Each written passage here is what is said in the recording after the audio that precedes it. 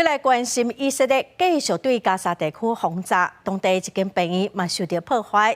巴勒斯坦安心委会是表示讲，虽以色列是有要求讲因撤离病院，也毋过有一寡病人是无法度刷叮当。加沙的卫生部是表示，当地死亡的人数已经超过8000人，大部分拢是查某人甲未成年的囡仔。这份救援物资的卡车慢慢开入加沙南部一间病院的停车场。为顶礼拜五接受10台卡车运作物资，而到继续卡车载运物资到位。美联社报道指出，这批33台卡车是到即马为止上大批的物资进入加沙。只是联合国表示，在加沙真一间仓库，互人创入夺取物资，烦恼当地公共秩序开始崩盘。This is an indication that people in Gaza have reached a breaking point.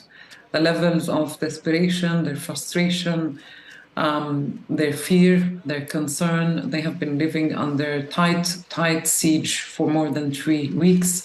Bombardments continue. They have lost so much.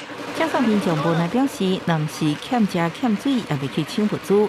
加沙卫生部表示，战争到即马已经造成超过8000人死亡，其中大部分是妇女甲未成年的囡仔。以色列对加沙一间主要病院周边展开猛烈轰炸，造成病院建筑物损坏。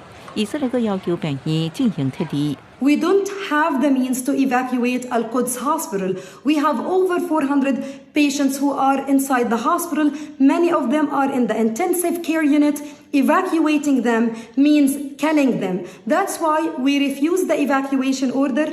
一个医师指出，加沙病院的医护全工拢在工作，医疗特别崩盘，而且同时也断气。若未马上提供援助，死亡人数会增悬。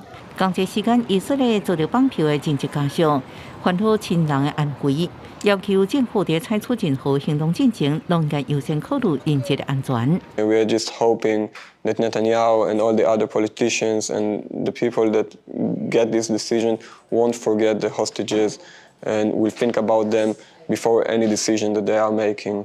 哈马斯在攻击期间劫持200多名人质，包含囡仔，目前只释放4个人。而且在顶礼拜时表示，以色列空袭造成50个人质死亡。不过这讲法无法度得到证实。外界相信，人质可能藏在哈马斯企业棚坑内底。公司新闻陈伟仁报道。